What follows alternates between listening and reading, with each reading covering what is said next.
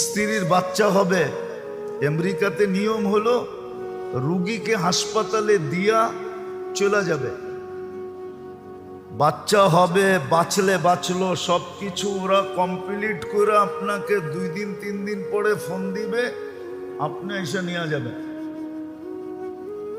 কিন্তু স্বামী তো নাছোড়বান্দা, ভর্তি করছে ঠিক, কিন্তু সর্বক্ষণ দাঁড়ায় আছে। তো সবাই জিজ্ঞেস করছে তুই দাঁড়ায় আছিস কেন?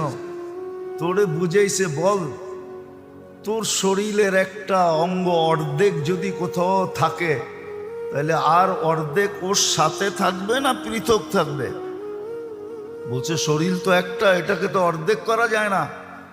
তো বলে এ তো আমার অর্ধাঙ্গনী। কি অর্ধেক অঙ্গ না?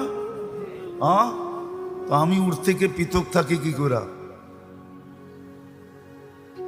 ও তো 10 মাস কষ্ট করলো আমার বাচ্চার জন্য, আমি ওর জন্য 2 দিন কষ্ট করতে পারবো না? এই স্বামী স্ত্রীর ভালোবাসার টান দেখা, এটা ইসলামই আছে, আর কোথাও নাই।